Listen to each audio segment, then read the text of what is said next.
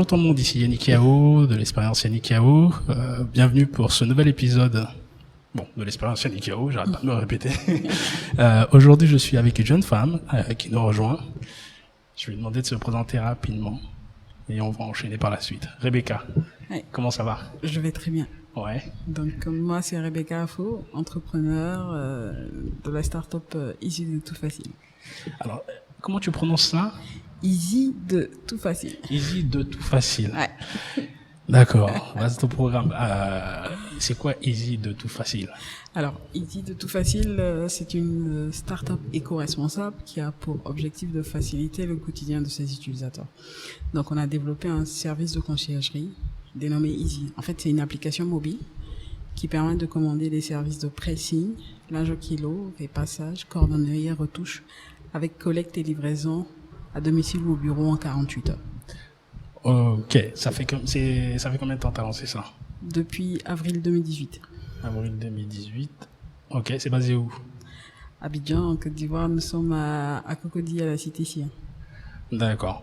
Ceux qui connaissent la Cité Sia, parce que moi je suis nouveau, j'ai du mal encore à m'en repris. Même, t'as vu quand t'es venu ici, je t'ai dit, bon, Ouais, on a cherché. t'es où? Ok. C'est quoi qui t'a donné envie de lancer Easy de Tout Facile? Alors, Easy de Tout Facile, c'est parti d'un constat simple. Se rendre au pressing ou à la cordonnerie, c'est quelque chose d'indispensable, mais parfois contraignant. Les horaires d'ouverture des commerces, pressing, cordonnerie, ne sont pas adaptés aux horaires des travailleurs. Donc, lorsque le pressing ouvre, les travailleurs sont au travail. Et lorsque le pressing ferme, on rentre à la maison. Donc, il y a ce constat-là. Et aussi, au niveau des délais d'attente, qui sont parfois trop longs. Ça varie entre 4 et 5 jours lorsqu'on dépose un vêtement. Donc, si on dépose un vêtement un week-end le samedi, c'est sûr que le prochain rendez-vous, ce sera pour vendredi ou samedi. Alors qu'on a des personnes qui ont besoin de leurs vêtements, soit le lundi ou mardi, pour répondre à un rendez-vous et tout.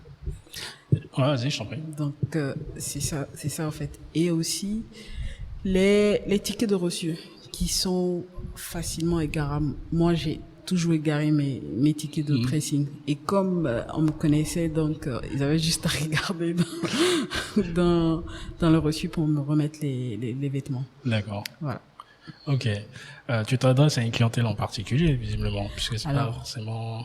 On a deux cibles. Hein. D'accord. Les particuliers et aussi les entreprises. Donc, particuliers, célibataires, mariés, donc en couple, voilà, avec ou sans enfants. D'accord. Je t'en prie. Et puis les nouveaux arrivants sur Abidjan, en fait. Moi, quoi. Ouais. D'accord. Ok.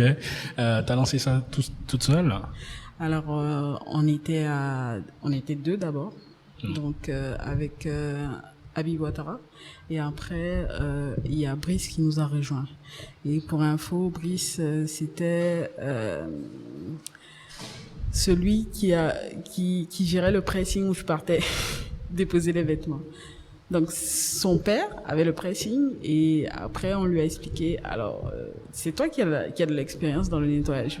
Il a 10 ans d'expérience dans le nettoyage. D'accord. Voici notre projet et tout ça. Viens, on va faire quelque chose de nouveau en fait. Yep. Excuse-moi. Ah, d'accord. Donc tu étais cliente de cette personne-là, Brice. Ouais. Tu t'es dit, je vais lancer cela. Ouais. Et tu l'as recruté. Ouais. Il est venu. Oui. Attends, je comprends pas. Il avait déjà un pressing, lui. Son père avait un pressing. Son père avait un pressing, ils l'ont plus? Si, ils l'ont toujours le pressing. Donc il est concurrent de son papa? Visiblement, c'est comme ça que je comprends ça. Mais on n'a pas les mêmes services.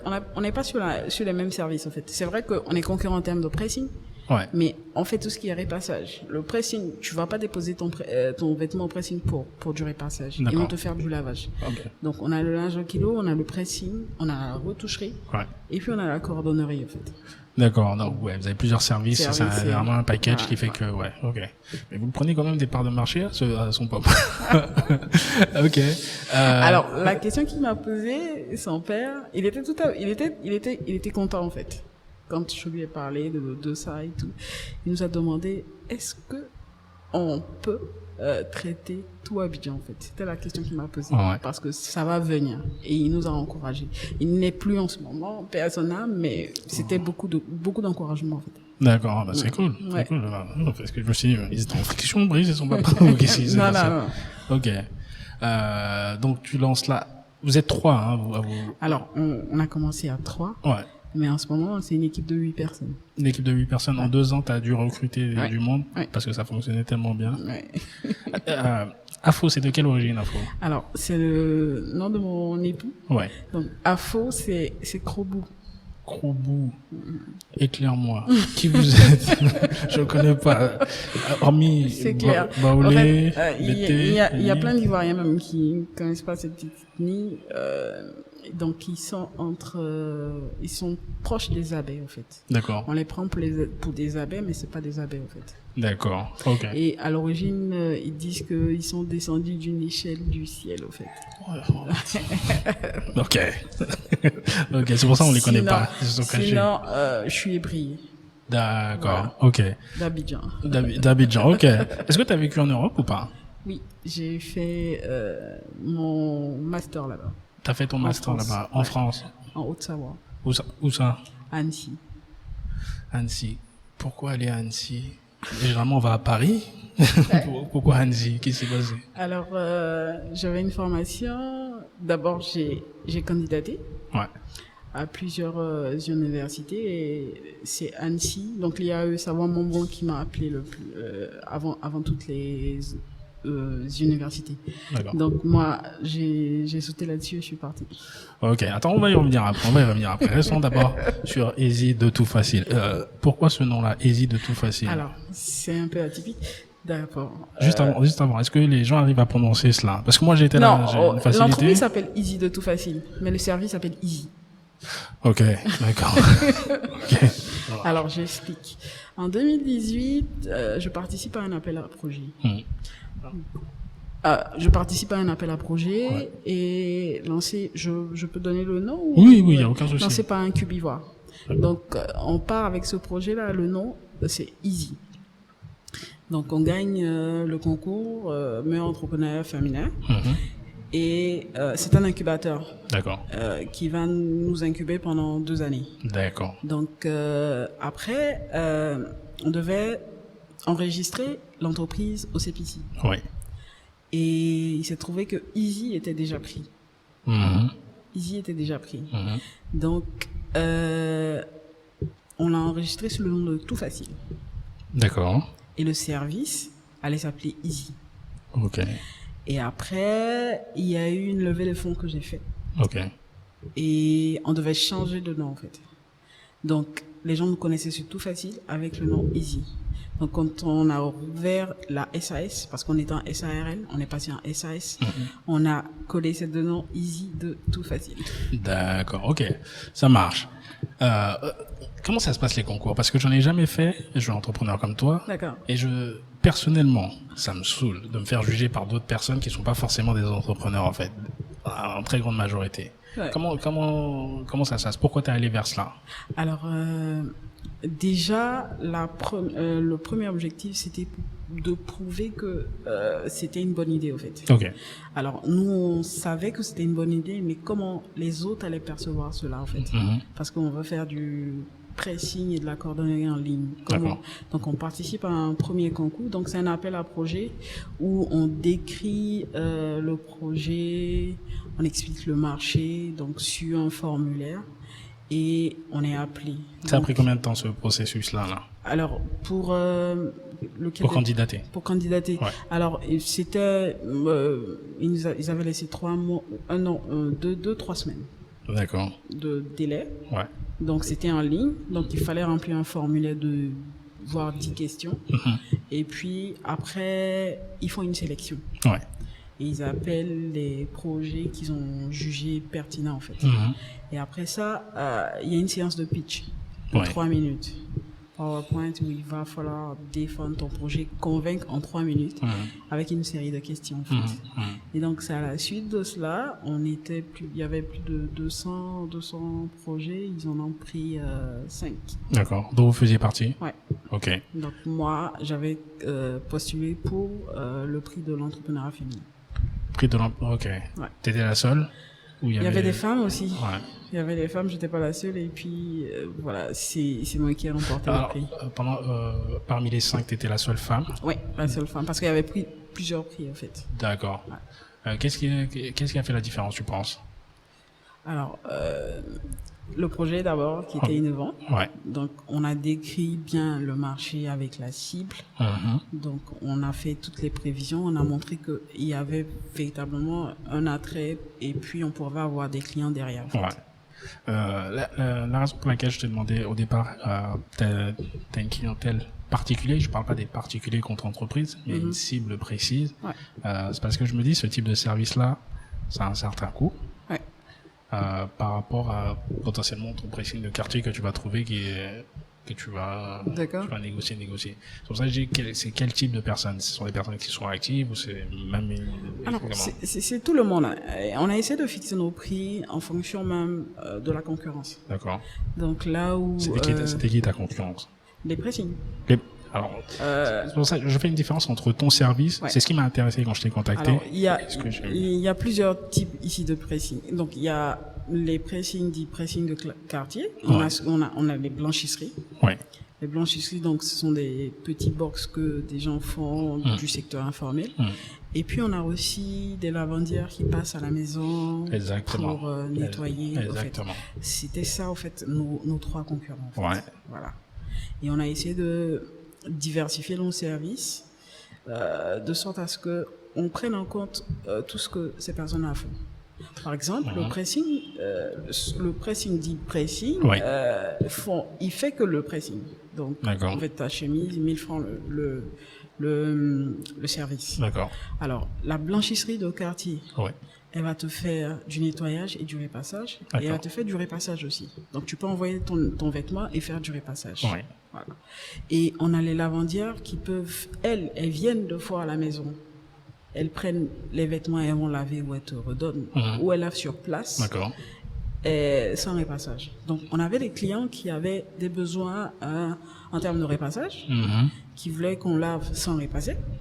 Et puis, on avait une autre clientèle active qui voulait vraiment du pressing avec des produits de qualité, des produits de pressing pour faire, par exemple, blanchir la chemise ou enlever des taches bien précises. D'accord. Donc, on a essayé de faire un melting pot de tout cela et on a étaler tous nos services avec la retoucherie et la cordonnerie qu'on a ajoutée. Je comprends. Donc, le fait d'avoir ajouté tous ces services-là additionnels, proposer ce package-là, fait que finalement, tu satisfais une clientèle qui est assez large et quasiment peu importe le porte-monnaie, vous pouvez répondre à cette demande-là. Voilà.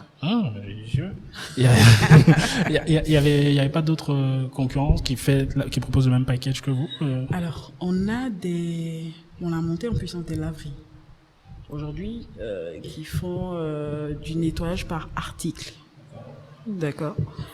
Ce que nous on a fait, on s'est différencié d'eux, on a fait du nettoyage au kilo. D'accord. Donc, nous, on va pas compter les articles. On va venir, tu nous donnes tes vêtements. Ouais. On a une balance, on te pèse. Sur place.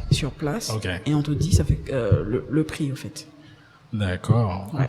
C'est ça la différence, en fait. Ok. Donc, on a le linge au kilo. Dans le linge au kilo, on a 2 services. Donc, le client peut soit nettoyer, donc laver, repasser, donc au kilogramme, ou c'est nettoyer et plier. D'accord. C'est plus avantageux dans votre système que un linge ou pas? Ouais, c'est plus avantageux en fait. Et l'innovation qu'on a apportée, c'est qu'en ce moment, on fait des abonnements. En plus, ok. Ouais, on a des abonnements sur le linge au kilo et on a les abonnements sur le pressing. Donc, un client avec 15 000 francs par mois peut se faire laver ses vêtements tout le mois avec 2 passages, avec un certain nombre de kilogrammes précis. C'est combien 15 000 francs? Ça m'intéresse, moi. je suis à 15 000 francs par semaine. Donc, 15 000 francs dans le mois, tu as jusqu'à 13 kilos de vêtements. D'accord, ok. Laver, repasser, et puis la collecter, la livraison est gratuite. Merde. Surtout à Abidjan? Ouais. Avec les abonnements. C'est intéressant cette histoire. Non, sérieusement, je pensais pas que c'était Donc, on a des abonnements qui vont de 15 000 jusqu'à 55 000. D'accord.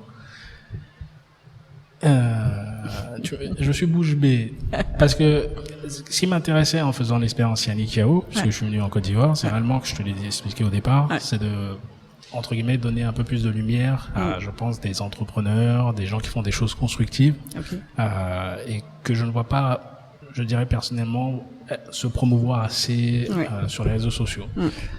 Et je me dis, le service que tu proposes, ton business, est en réalité simple, puisque dans la formelle il est présent, mais structuré, comment tu l'as structuré, moi ça m'a intéressé de donner un peu plus de visage en tout cas à cela. Et la manière dont tu l'expliques, c'est tellement fou et tellement tu réponds à une vraie problématique et à un véritable besoin. Et en fait, je fais des économies. En fait, quand je réfléchis à ça, je suis en train de penser à moi, comment on va faire tout à l'heure. C'est plutôt à ça que je suis en train de penser. Ok. Donc 2 ans, comment ça a démarré? Alors, avec les clients, et comment ils ont réagi? Alors, au début, on était parti d'abord sur un modèle Uber. Donc, on allait travailler avec des précis. Et nous, on allait faire toute la logistique derrière. Alors, je vais demander juste un truc, ne pas taper sur la table, sinon les gens vont entendre, il n'y a pas de souci. Donc, on était parti donc avec ce modèle. Mais on a vu que ce modèle-là c'était pas un bon modèle. Parce que derrière, on a certains pressings qui n'assuraient pas la qualité du service. Donc, ce qu'on a dit, c'est que nous-mêmes, on va avoir nos propres machines. On va recruter du personnel qualifié. Donc, comment on fait pour se connaître?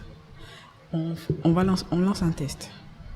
Un test où on demande aux clients, aux amis de mes amis, de nous donner leurs vêtements gratuitement.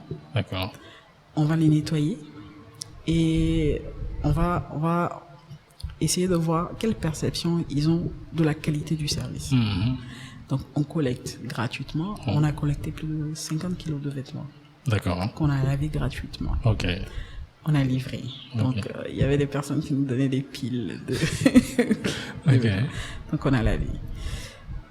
Les retours, il y avait de bons retours. Ah, vous venez collecter à la maison et tout. On a collecté même dans les bureaux, en fait. Parce qu'il y a des personnes qui ont mis leurs affaires dans le véhicule.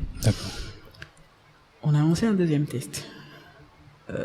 Pas gratuit, mais on demandait comment ils évaluaient, à quel prix ils allaient juger la prestation, en fait. Donc, c'était libre à eux. Donc, on a encore pris les vêtements. Et là, on a fait un premier chiffre d'affaires en une collecte de près de 70 000. Et c'est là qu'on a commencé à avoir nos premiers clients avec les tests. Donc, on les rappelle, vous n'avez pas de vêtements et tout ça. On vous envoie maintenant notre fiche de prix. Et c'est là qu'on a eu nos premiers clients, en fait. C'est génial. C'est génial parce que je ne sais pas si vous aviez pensé à cela au début. Visiblement pas, puisque vous avez dû vous réadapter, si j'ai bien compris. Au départ, vous collectiez les vêtements, vous les distribuez à différentes blanchisseries qui se chargeaient, vous recollectez et après vous ramenez. Finalement, vous avez vu que les vêtements qui étaient là, soit il y avait des trous, soit le travail n'était pas bon, il y avait des vêtements qui étaient perdus. Donc vous avez réadapté, vous avez changé. Ça a pris combien de temps sur ce laps de temps-là? Alors, on a fait les tests sur au moins un mois, en fait. Pendant pour un mois. Voir que c'était pas bon, en fait. Ok, ça marche. Dans votre esprit, c'était test ou c'était le C'était lancement test. et en fait, C'était au bout d'un mois, test. vous avez dit, oh mince. C'était test. D'accord. Et puis après, on faisait le lancement. Si on D'accord. avait des bons, on avait un quota de clients, on fait le lancement. Ok. Et on prend les photos. C'est-à-dire qu'à chaque moment qu'on partait faire la livraison, est-ce qu'on peut vous prendre en photo avec vos habits, en fait? Bon, génial. Et on les prend en photo. Parce que derrière, il fallait convaincre les personnes.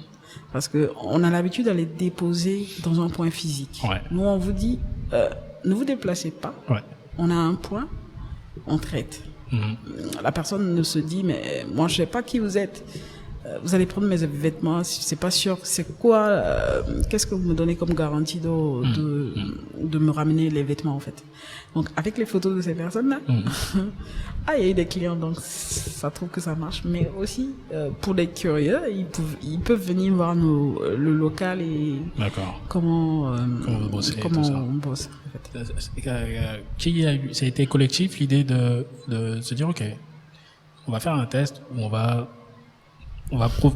faire le service gratuitement. Ouais. Ça a été collectif dans votre tête ou c'est toi qui as ramené ça et Alors, puis vous avez lancé? il faut dire qu'on était accompagné par un incubateur. D'accord, Donc, ok. avec l'incubateur, on a essayé de faire un brainstorming et c'est de D'accord. là qu'est sorti ce test-là, en fait. Allez-y tester et puis on va voir. Donc, on l'a fait sur fonds propres. T'es obligé? Non, mais c'est un peu... j'ai pas... Il faut perdre pour avoir auprès des clients. Au-delà de perdre, c'est un investissement. Ouais, c'est C'est ça, pas en une fait. perte, c'est un investissement parce que derrière, regarde, ça a multiplié. Ouais. Mais c'est un peu j'allais dire la technique. Je sais pas si c'est le bon mot, mais la stratégie de certains restaurateurs ou même si vous allez au supermarché, Ouais. des fois, ils vous font goûter certaines choses. Dégustation, Exactement. C'est la même chose. Exactement. Et c'est l'un des meilleurs moyens de se faire connaître. Ouais. Et ce qui est génial, c'est que vous avez rajouté, donc, j'allais dire, big up à l'incubateur, mais vous avez rajouté le fait de prendre des images. Ouais, c'est Ça ça. aurait été encore mortel si vous avez fait de la vidéo. Parce que tu as vu la réaction ça, des on gens. n'avait pas fait de, ouais, nous, on n'a pas fait de vidéo. C'est pas grave, ça va venir. Non, génial. Ok. Donc, quelles ont été les 3 plus grosses difficultés que vous avez rencontrées depuis ces 2 ans? Généralement, c'est le financement. Ouais, parce que on veut se lancer dans du pressing industriel. Oui. Il faut travailler avec des machines industrielles. Ouais. Parce que les machines qui sont en vente ici, ce sont pas des machines industrielles. En fait. C'est pour les particuliers. C'est Donc, pour les particuliers. Voilà. Voilà. Et voilà, il fallait aussi avoir ces machines-là. Donc, ça, c'était la première difficulté. Ça coûte combien, comme ça, une machine industrielle? Industrielle, c'est minimum 5 millions. 5 millions? Ça va en 2-3 millions. Le fer, la table à repasser seulement peut monter jusqu'à 900 000. D'accord. Il y a des fournisseurs ici ou c'est à l'extérieur? À l'extérieur. C'est à l'extérieur? Ouais. Voilà. Il n'y a pas de fournisseur ici. D'accord. Il y a maintenant un fournisseur ici, mais il faut commander parce que ça vient de l'extérieur. D'accord. Donc, C'est des revendeurs, en fait.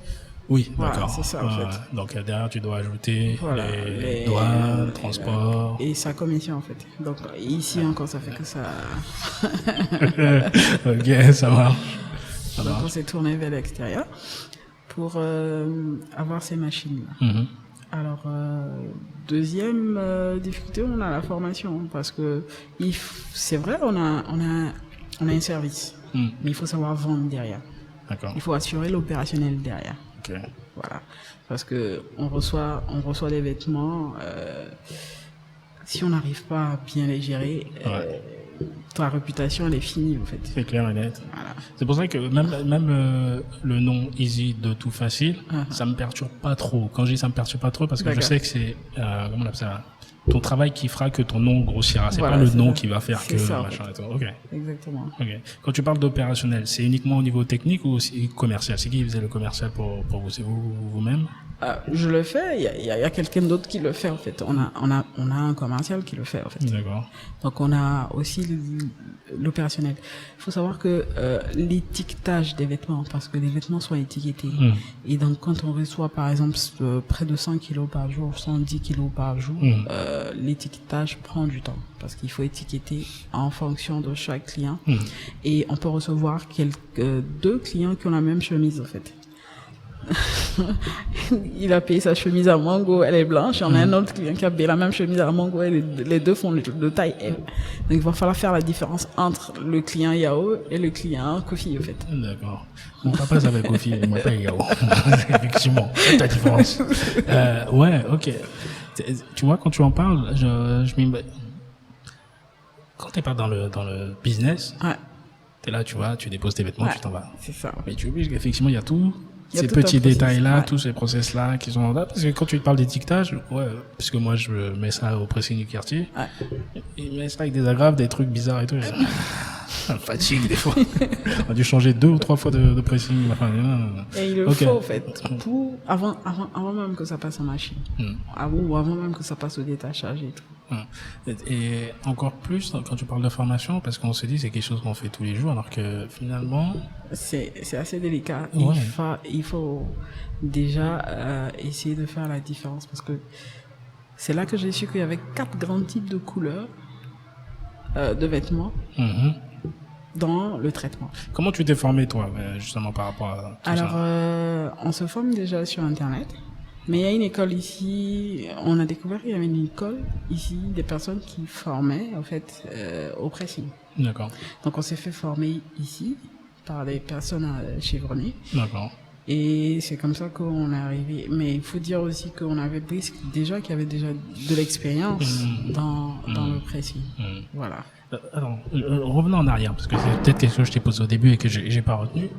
Pourquoi se lancer dans ce secteur d'activité?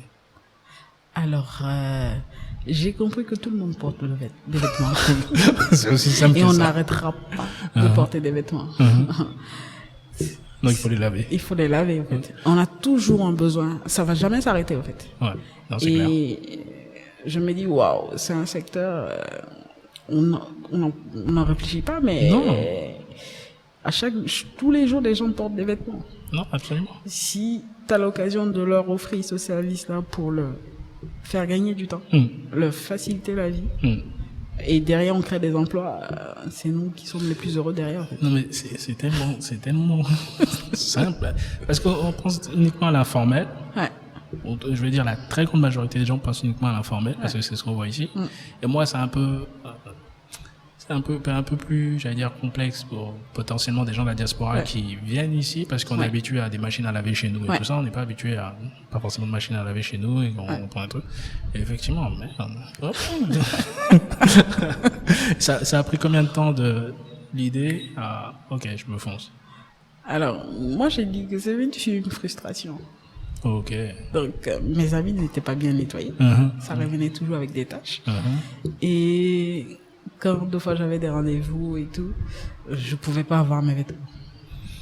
D'accord. Donc, soit il fallait me les laver moi-même, ou on appelait une dame pour les laver. Et des fois aussi qu'on appelait les dames, ah, mais aujourd'hui j'ai pas le temps, je lave chez une autre personne. Donc, est-ce que tu peux pas attendre Bon, j'ai dit ok, d'accord. On va essayer de réfléchir pour voir ce qu'on peut pas faire là sur ce secteur-là. Non, c'est clair. T'étais déjà marié? Non, pas encore. Pas encore. Ouais. Ok. Donc quand tu t'es lancé, t'étais pas avec monsieur, rien du tout. C'était lancé. On était ensemble, on se connaissait déjà, on a travaillé ensemble. On a travaillé ensemble sur ce projet-là. C'est ce que j'allais te demander. Et pour info, même il m'a accompagné dans l'incubateur. Donc on était. Il faisait partie de l'équipe. Okay. Donc pendant mon pitch, moi j'ai pitché une partie et puis lui il a pitché une autre partie parce que je savais qu'il y a une partie qui maîtrisait plus que moi. Ouais. Donc je dis bon écoute, je gère ça et puis moi je gère le. Donc on a monté le PowerPoint, on a pitché à deux au fait. Ok, non, c'est génial parce que est-ce que c'était compliqué de bosser avec ton mari? Pas du tout. Pas du tout. C'était même amusant en fait. Vous avez jamais eu de Non, bon, deux fois ça arrivait sur des idées, ah non, moi je veux pas ton idée, bon après on se calme et puis on dit, bon écoute, qu'est-ce que tu dis? À la fin on a essayé de trouver un terrain d'entente en fait. Ok, donc il n'y a pas de problème d'ego? Non, pas du tout. Pas du tout. La société? Non, pas du tout. La preuve, il ne fait pas partie des cofondateurs en fait. Il a dit, je suis venu juste t'aider, c'est ton idée, et moi je suis derrière, mais je te pousse, je te conseille en fait. Oh, ok. Voilà. Ça marche. J'aime bien cela parce que il y a beaucoup de, je vais pas dire de fausses idées parce que je pense qu'il y a une réalité, mais du fait que beaucoup de femmes se lancent sans avoir forcément le soutien de leur mari est assez véhiculé, je trouve, alors que finalement le contraire est très vrai.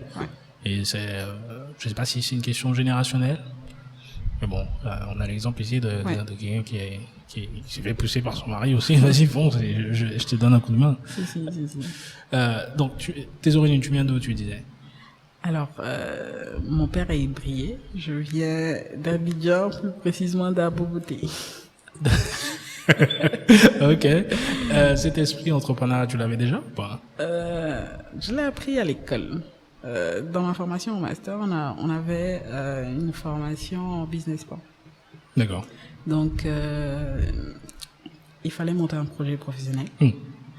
Il fallait écrire tout le business plan. Donc, on travaillait sous forme de groupe. Oui. Donc, il fallait écrire le projet et puis venir le défendre devant un membre du jury. D'accord. Et ils allaient nous noter, en fait. Ok. Et c'est là-bas qu'est venue la passion. Et dans le projet professionnel, c'était qu'on devait ouvrir un restaurant au Maroc, en fait. D'accord. C'est en Haute-Savoie, là, que tu as eu... Ouais. Ok, c'est la C'est fibre là-bas est venue. Ça, donc. Sinon, je suis chargée d'études économiques et statistiques de formation, qui n'a rien à voir avec le pressing. Exactement. Donc, je dis, qu'est-ce que c'est que ça? Qu'est-ce que c'est que ça? Donc, c'est réellement là-bas que ça tout a... Pas du tout. Pas du tout, c'est Abidjan. C'est Abidjan que tu as Alors, rejoint. quand j'ai fini mes études, j'ai travaillé là-bas, donc à la chambre de commerce et d'artisanat de la Haute-Savoie. D'accord. Après, je suis rentrée. Mon objectif, c'est de venir trouver un travail ici, en fait. Je venais travailler ici. D'accord. Alors, attends. Revenons. Je suis embêtant parce que je coupe beaucoup. Il y a des fois des parties que j'aime bien détailler. Tu es parti en masters là-bas? Ouais. C'est bac plus combien, ça? C'est bac plus 4. Non, j'avais bac plus 4 parce que moi, j'ai fait un master ici. D'accord. Un master 1 ici. D'accord. Option économie. Ok. Donc, dans une université ici. D'accord. En fait, mon objectif, c'était d'aller me spécialiser en économie et statistique parce que c'est ce que je voulais faire. D'accord. Et donc, quand je candidate, ils regardent toutes les moyennes et toutes les recommandations.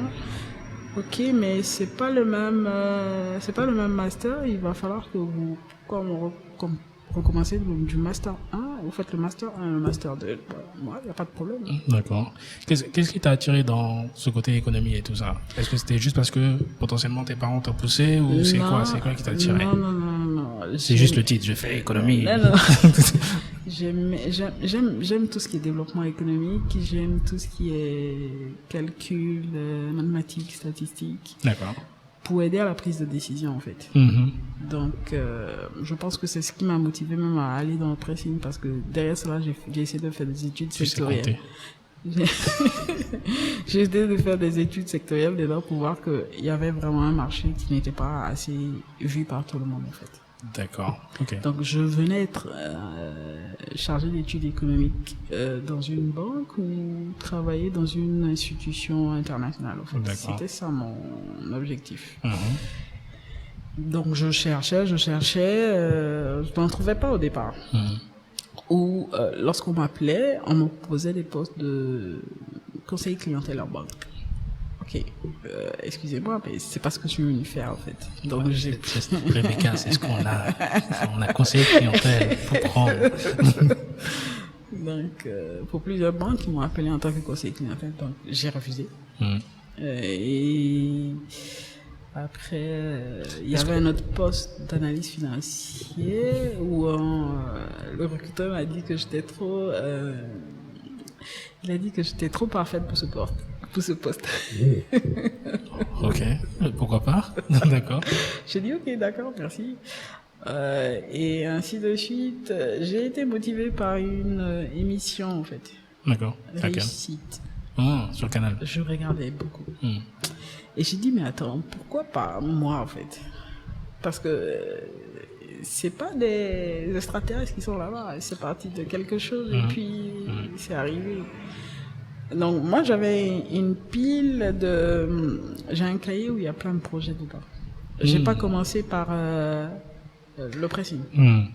Alors, quand j'en trouvais pas, j'étais vraiment en colère. J'ai voulu monter mon cabinet d'études économiques. Ça n'a pas dépassé mon portail, en fait.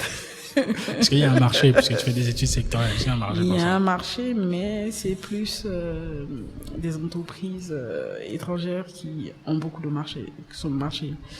Tu démarres pas comme ça toute seule. Tu démarres pas comme ça toute seule, en fait. Il faut avoir de la renommée, en fait. Oh, ok. Donc ça, on a fermé. Et après, j'ai lancé un autre projet qui s'appelait RIPCA, qui est des panneaux publicitaires tirés par des vélos. D'accord. Des vélos publicitaires. Ok. Donc, qui a bien marché. Ok.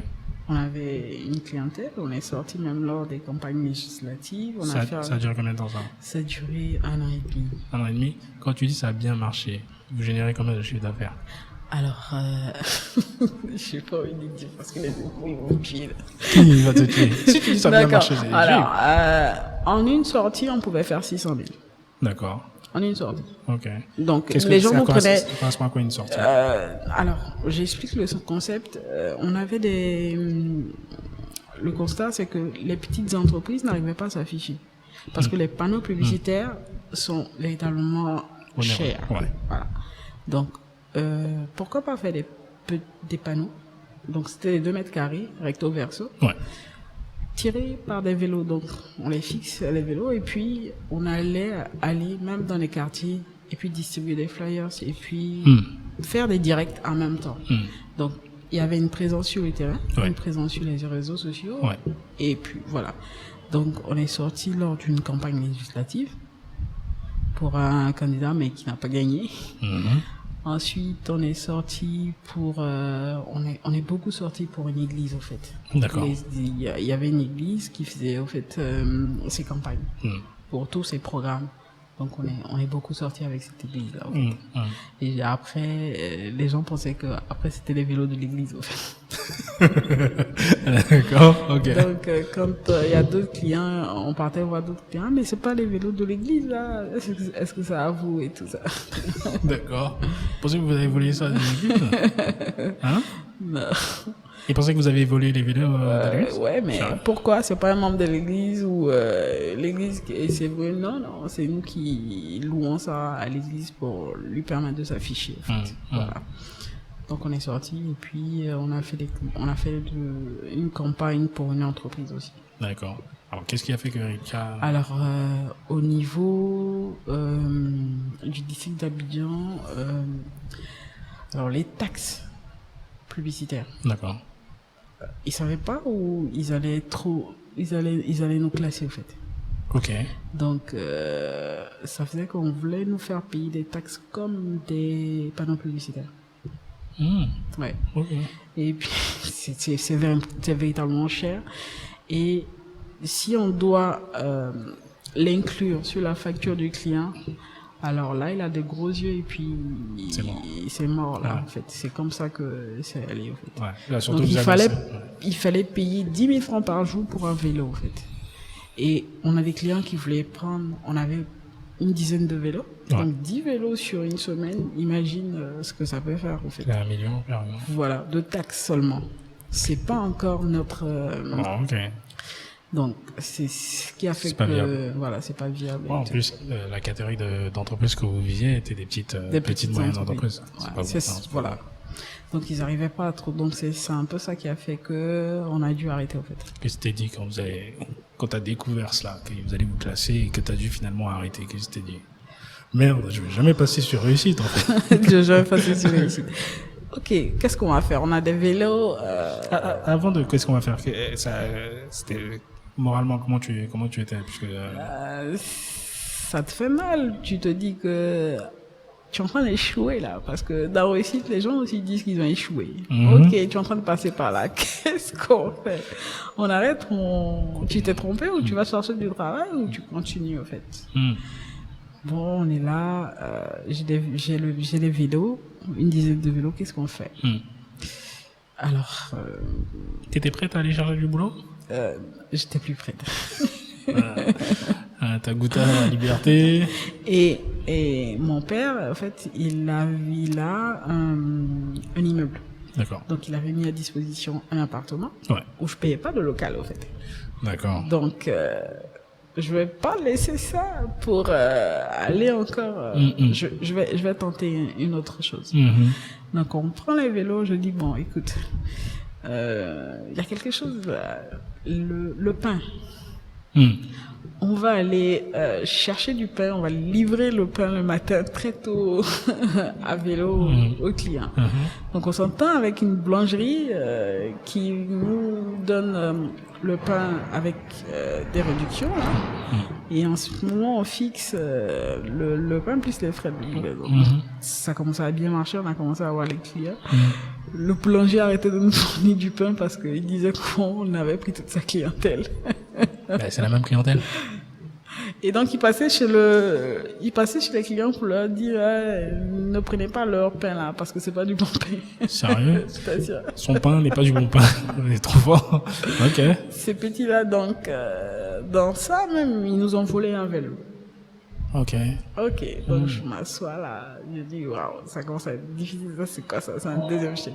On essaie de voir une deuxième boulangerie, mais on n'avait pas les mêmes prix que l'autre boulanger, donc on avait des clients maintenant. Ah mais vous ne c'est plus cher.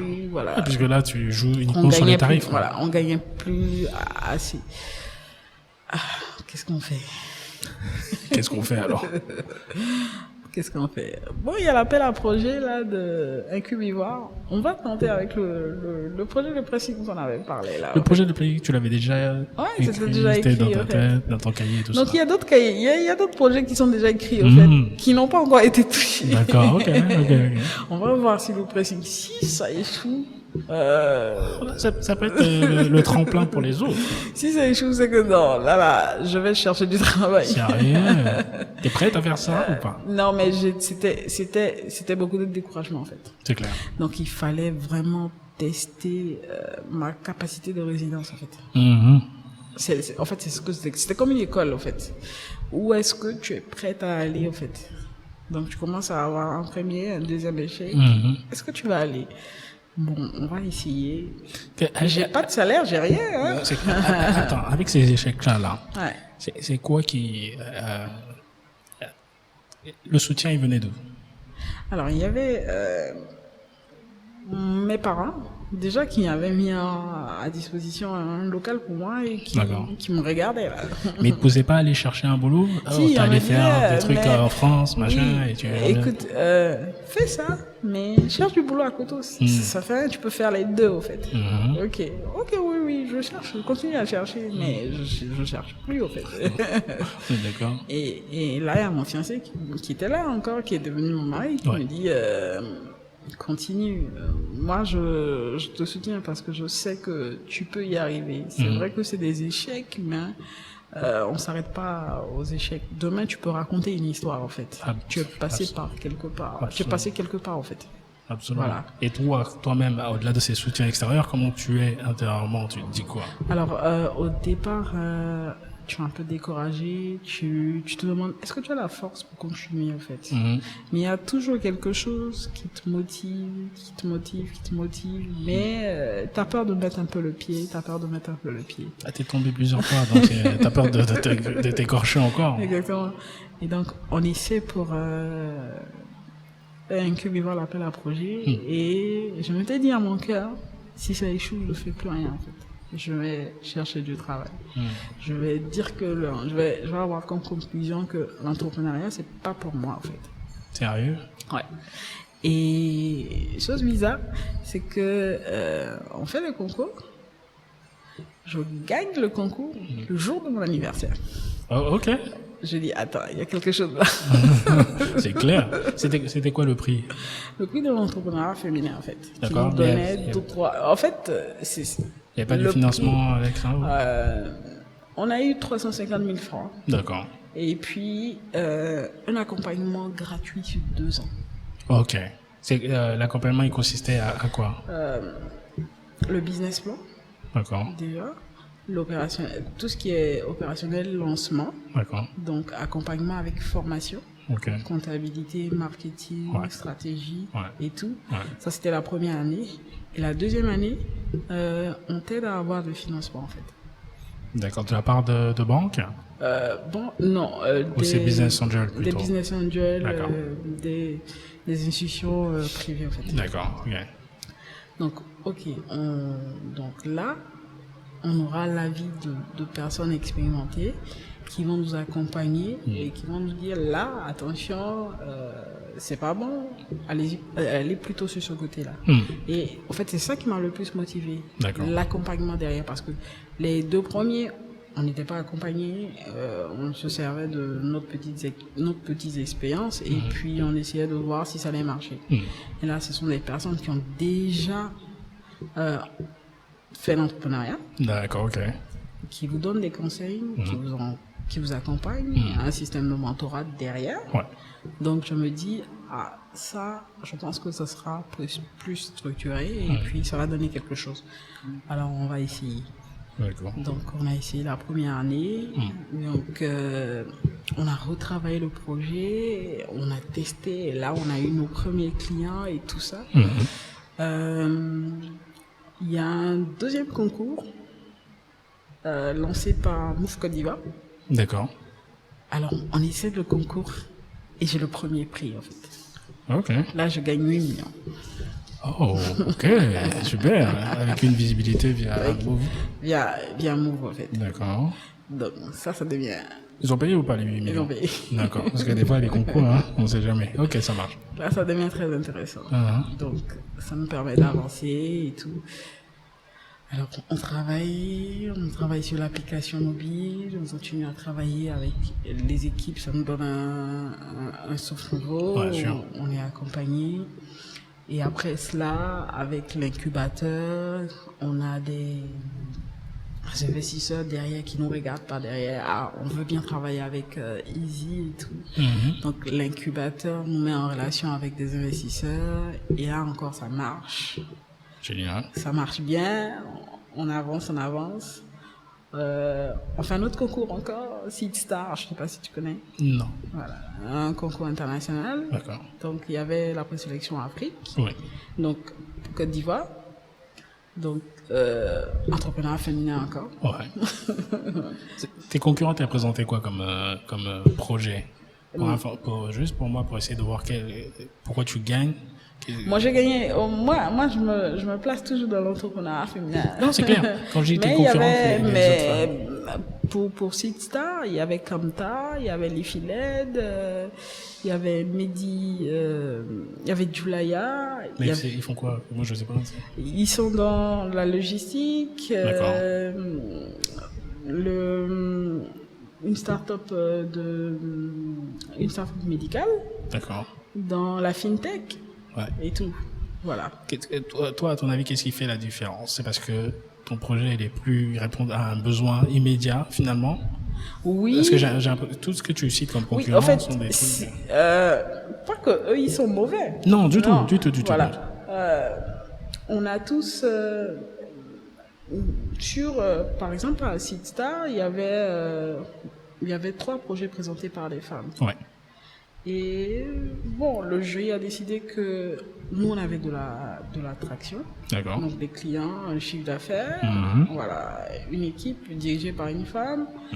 Bon, les autres équipes, elles étaient dirigées par une femme, mais pas dans le top management en fait. D'accord. Parce que c'est mon entreprise, je suis en tant que directrice générale et tout ça. Ouais. Donc c'était ces critères-là derrière qui recherchaient en fait. Ok.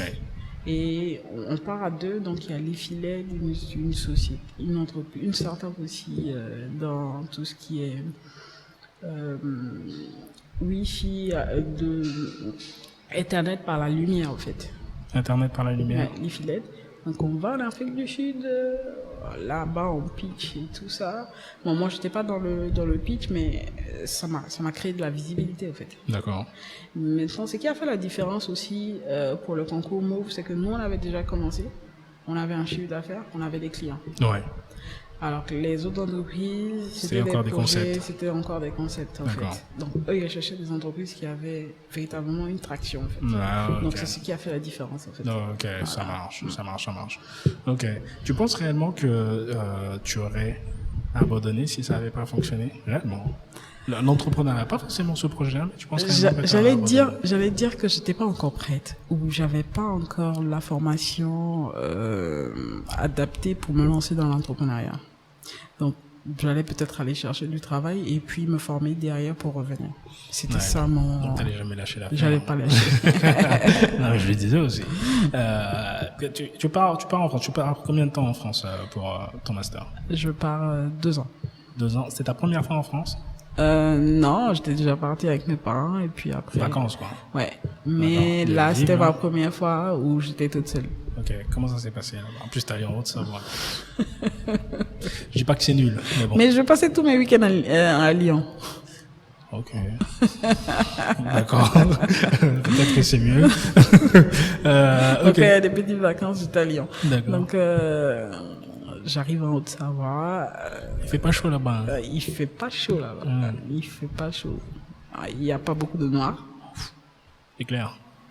Il fait très froid, donc je fais mon baptême de feu là-bas. Premier palu. J'arrive 1 semaine après, palu. À Annecy? Ouais. Ok. Parce que le froid m'a tellement tapé. Ouais, mais tu t'y attendais à ça ou pas du tout? Je m'attendais à ça, mais pas aussi violent. Aussi violent en fait. D'accord. Ok. Donc je fais un palu de 3. D'abord j'arrive en retard parce qu'avec le billet d'avion, l'ambassade, ils étaient déjà rentrés. Ouais. Donc je rentre avec peut-être 1 mois de retard. D'accord. J'arrive, quand je me mets à jour un peu, je tombe malade, donc 1 semaine encore, donc il faut se réadapter, prendre ses marques. J'ai pas eu de chambre à l'université, donc il faut chercher un appartement et tout ça, donc on trouve l'appartement et tout. Tu connais personne. Tu parles à personne. C'est clair. Je suis très loin de l'université. Donc, quand je me tourne, je vois personne. Et quand je rentre, je suis dans ma chambre. Je parle à personne. Je suis avec mon ordinateur ou je suis 2 fois au téléphone avec mes parents, en fait. T'as pleuré combien de fois? Est-ce que j'ai pleuré? Comment ça, est-ce que t'as pleuré?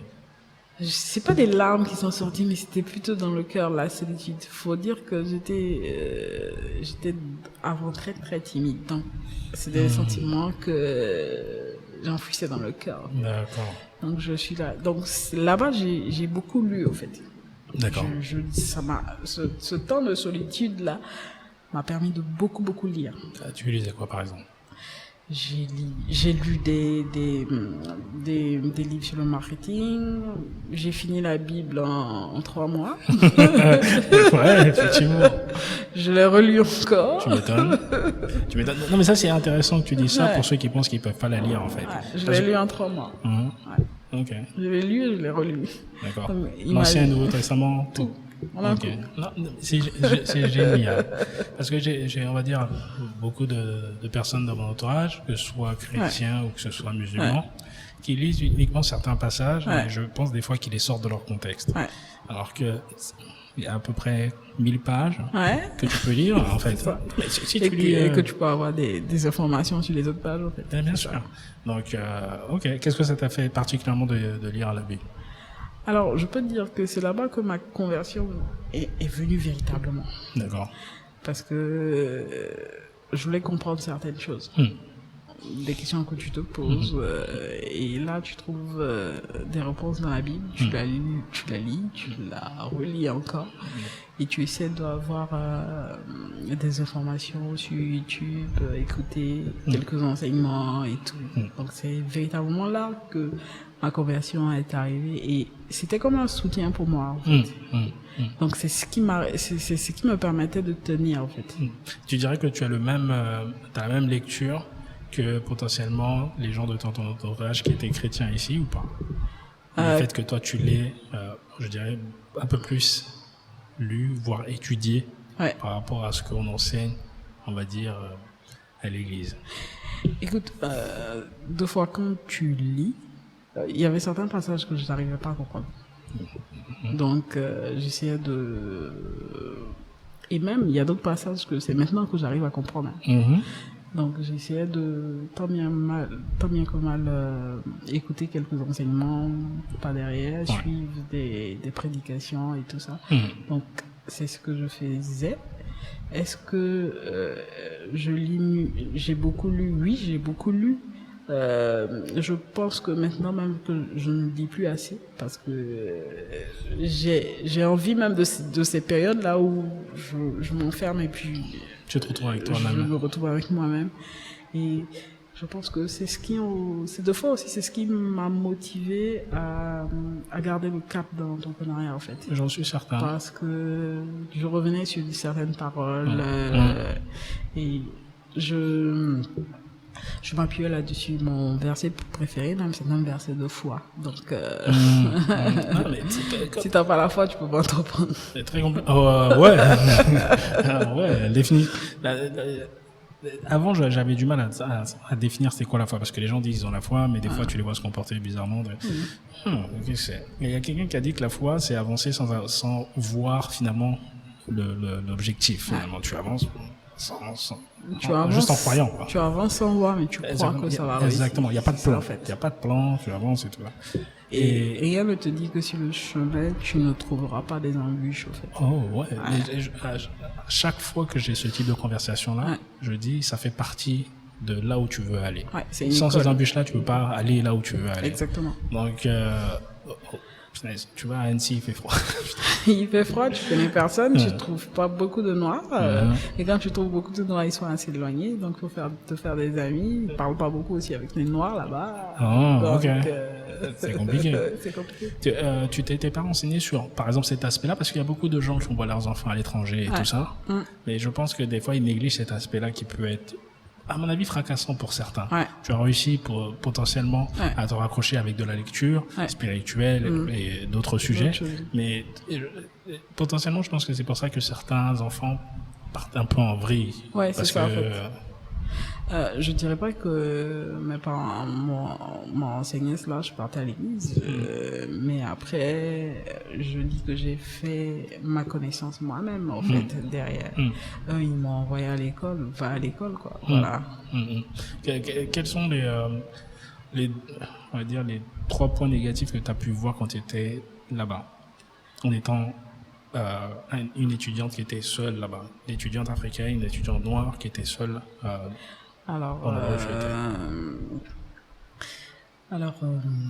je veux dire que ils sont réputés être un peu racistes à Annecy. Donc, une fois j'étais à l'arrêt de bus, le bus il s'est pas arrêté. Il t'a vu, mais il a continué. Il s'est pas arrêté. Il a continué.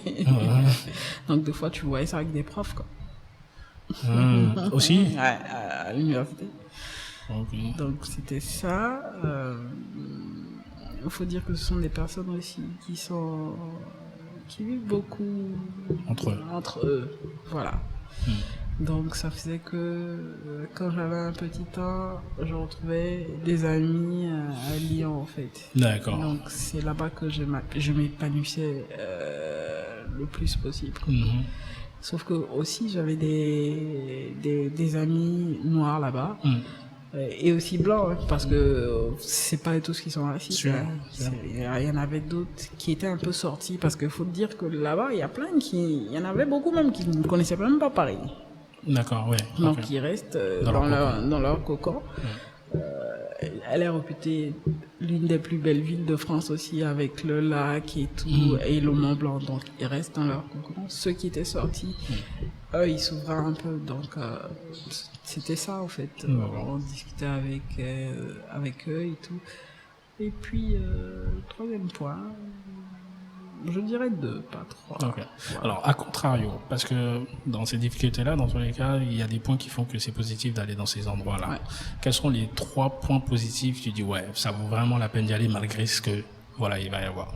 Alors, je savais pas qu'ils étaient racistes. Non, moi, je savais pas. Moi, je partais juste... Tu découvres. Je vais travailler, je vais là-bas, je vais à l'école. Moi, j'attendais qu'une école me réponde. eux, ils m'ont répondu, donc ça fait que les autres écoles, j'ai même pas regardé. Ah, ok, ça marche. Et je suis partie, en fait. Je suis partie. J'ai appris beaucoup là-bas, en fait. J'ai appris beaucoup. Surtout dans mon domaine de tout ce qui est études économiques et tout ça. Donc, j'ai beaucoup appris. C'était un point positif. C'est une très belle vie. Ouais. Donc, j'avais la possibilité d'aller en Suisse. C'est à côté. De découvrir aussi. C'est la frontière, hein, ouais, la Suisse. Okay. Donc on partait juste manger de la loco 2 fois, et puis on revenait. Donc à 1 heure en voiture. En fait. Voilà. Donc la diversité, en fait, voyager t'ouvre parce que tu arrives à connaître d'autres personnes, d'autres environnements. Ouais. Et quand tu reviens ici, t'as beaucoup d'idées, en fait. Parce que tu te dis, comment eux, ils ont fait pour se développer, s'améliorer. Alors, nous, en Côte d'Ivoire, encore, ça peine à monter. Alors, mon objectif, c'était pas de rester là-bas. Et il y a une prof qui m'aimait vraiment bien, qui me disait, écoute, comment je te vois, tu ressembles pas à quelqu'un qui doit rester en France. Va, tu trouveras ton avenir, c'est pas ici, c'est en toute honnêteté. Et moi, je sais qu'elle avait raison, en fait. Et donc, ça m'a permis de m'ouvrir, de comprendre certaines choses. Et quand je reviens ici, ça foisonne d'idées, en fait. Je vais tout faire en même temps, mais je peux pas tout faire en même temps. Donc, sortir aussi, t'ouvre l'esprit. C'est ça, en fait, l'ouverture d'esprit que j'ai. Ok. Voilà. Ok. Quelles sont les personnes qui ont été les plus influentes pour toi dans ta vie? Mes parents, mon père, ma mère. Alors, qu'est-ce qu'on les 3 choses que tu as appris chez ton papa et les 3 choses que tu as appris chez ta mère? Déjà, chez mon papa, j'ai vu le visage. D'accord. C'est un avantage ou c'est un inconvénient? C'est un avantage. D'accord, ok. Alors, chez ma mère, j'ai pris tout ce comportement très calme, pas trop agité, parce qu'elle est vraiment calme et tout. Ça vient de chez elle, le côté introverti? Oui. Ok. Ça vient chez elle. Parce que mon père est militaire, lui n'est pas introverti. Lui-même, il faisait peur quand on était... quand il arrive, là, on peut pas s'asseoir avec lui, on fuit. Vous êtes combien de frères et sœurs? On est 2. 2? Ouais. Frères ou sœurs? Sœurs. 2 sœurs, Ouais, 2 filles? 2 filles. D'accord, ok. Ouais. Donc on arrive... mon père était sur les études. C'est un militaire, il est strict. Donc, t'as pas intérêt à te ramener une moyenne en dessous de... T'as 10 de moyenne, t'es morte, quoi. Ok, ouais, c'est clair. Donc, comment tu fais pour avoir 10, comment les autres, ils font pour avoir 13, 14, et toi, t'arrives pas à avoir. Donc, Avec ta soeur, t'es la plus grande ou la plus petite? La plus grande. La plus grande, ouh là là. Oh, d'accord. Donc, okay. imagine. Donc, le travail. Je faisais partie même d'une des meilleures de mon université. Donc ça, ce côté-là, j'ai pris. Cette rigueur, cette discipline. Cette discipline. Mon père a fait beaucoup de sport, j'ai fait beaucoup de sport aussi. D'accord, ok. Ouais, donc championne de Côte d'Ivoire de basket en junior. Sérieux? Ouais. Oh, Ça se voit plus. Tu joues à quel poste? J'étais ailier même. Attends, reste là. Reste avec nous. J'ai joué en meneur et puis j'ai joué en ailier, moi. Et on me prenait en junior pour aller jouer en senior. Sérieux? Ouais. Hey. C'était quoi tes stats? C'était quoi tes stats? Non, mais moi j'étais meilleur. J'ai fait, je me rappelle même plus, mais je jouais dans un club OBC. D'accord. Donc c'était aux 2 plateaux. Il existe toujours ce club-là? Oui, il existe toujours. D'accord. Donc on a gagné le concours, 2 fois le concours junior en fait. D'accord. Et arrivé un moment, t'étais trop forte pour les juniors, allez, va en senior. Sérieux? Ouais, donc j'ai joué en senior. J'avais quel âge? Je crois que j'avais 16 ans. Je jouais déjà en senior, moi. Ok. Mais en senior, on n'a pas gagné. Mais c'était nul. C'est pour ça qu'on t'envoyait. Fallait relever le niveau. Donc, voilà. Avec mon père, le sport. Est-ce que tu étais un peu garçon manqué? Juste un peu. Juste un peu. Non, mais quand tu passes tout ton temps à jouer, à faire du sport, t'es garçon manqué un peu. Mais c'est bien. Mais après, ça change. Tu laisses Voilà. tout tomber et puis... Ok, qu'est-ce qui a fait que ça a changé? T'es devenu un peu plus fifi? Non, mais en fait, c'était un amour pour moi, en fait, le sport. Mais à un moment, il fallait s'arrêter, en fait. Pourquoi? Ça, je sais pas comprendre. C'est quoi, les études qui font que Les c'est études, parce que mon père, il te regarde comme ça, oh, tu vas où là? C'est clair. Voilà. Ça t'a pas manqué? Est-ce que ça m'a manqué? Non, je pense que j'en ai fait beaucoup. D'accord. J'en ai fait beaucoup. J'ai raté même ma 3e à cause du sport. mon BEPC. Ouh là là. Donc imagine. T'es fait chicoter ou pas? Est-ce que tu t'es fait chicoter? à cause de Non, ça? je me suis pas fait chicoter, mais À genoux? j'ai entendu des paroles là qui m'ont dit, ok, je pense dur. que je vais me motiver là. Ok. Voilà. Mais j'ai arrêté en première en fait, parce que je devais me concentrer pour mon bac. Voilà. D'accord. Ouais. Alors, si t'as pas eu le BPC, fallait te concentrer sur moi parce que ça va être compliqué. Voilà. Donc c'est là que j'ai tout arrêté, me concentrer sur le bac et puis changer de style. Parce que voilà, on commence à prendre des formes là. C'est pas ton mari qui va dire c'est bien. Faut arrêter le basket, c'est bien. Voilà, c'est ça en fait. Ok. Donc, Rebecca, c'est quoi l'avenir de Easy de Tout Facile? Alors, notre vision, déjà, c'est de se développer dans toute l'Afrique. D'accord. Aujourd'hui, vous avez combien de boutiques, j'allais dire, ouais. Alors, c'est pas une boutique, on est dans un local, donc une villa. Ouais. Donc là où on a toutes les machines. Ouais. Donc, qui nous permettent de recevoir tout le linge, le traiter et puis faire les livraisons. Donc, on n'a pas voulu avoir beaucoup de magasins pour D'accord. dépenser. Tout centralisé sur un tout point. Centralisé sur Ok, un ça point. marche. Voilà. Donc, c'est une villa qu'on a pris. Voilà, qui nous permet d'avoir des machines industrielles et tout et faire le nettoyage. D'accord. Voilà. Ok. Donc, je disais que la vision, c'est de se développer partout en Afrique. Comme étant le leader du nettoyage particulier entreprise, mais tout en mettant en avant l'innovation et les enjeux environnementaux. Parce que faut se dire que nous, comment on se différencie, on fait ce qu'on appelle du nettoyage écologique pour tout ce qui est pressing. D'accord. Alors, il y a les pressings, 99% des pressings ici utilisent ce qu'on appelle du perchloroéthylène. D'accord. C'est un produit nocif donc, pour tout ce qui est nettoyage acidique. Donc, nous, on fait ce qu'on appelle de l'aquanettoyage, un procédé qui utilise des produits écologiques et peu d'eau pour le traitement des vestes, donc costumes, tout ce qui est du nettoyage à sec, en fait. D'accord. Donc, c'est sur ça qu'on se différencie et on livre en housse et en sac biodégradable. D'accord. Juste pour mon information, tout le monde va faire ça. Ouais. Est-ce que ça s'additionne au niveau du porte-monnaie du client final ou pas?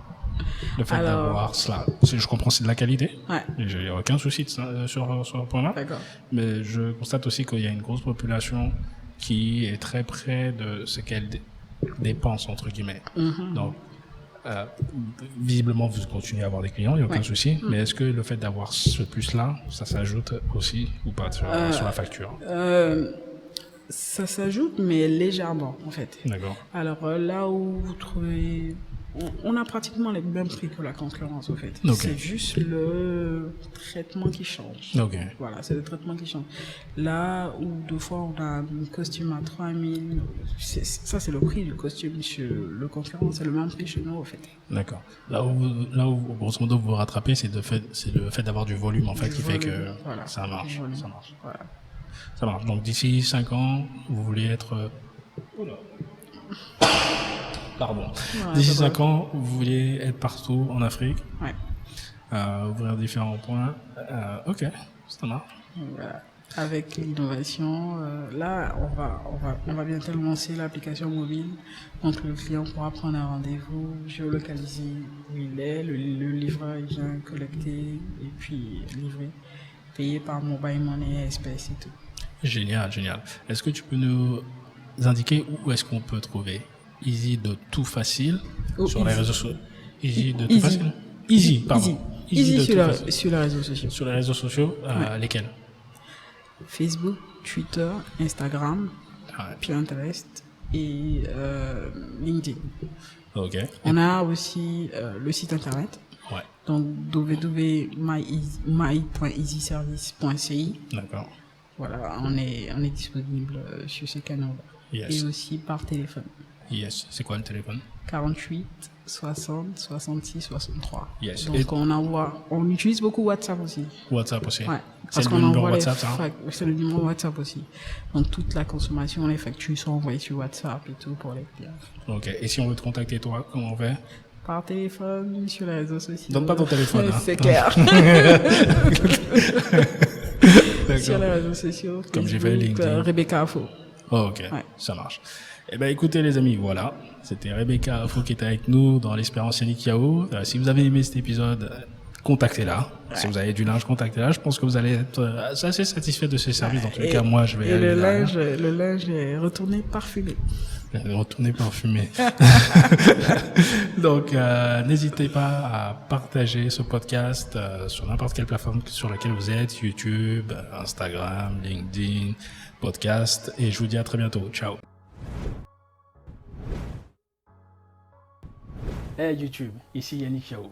Merci d'avoir regardé cette vidéo. Tu peux t'abonner en cliquant ici pour recevoir les nouvelles qui seront publiées et aussi cliquer ici pour voir l'une des vidéos récentes qui sont assez constructives à mon avis. Allez, à très bientôt.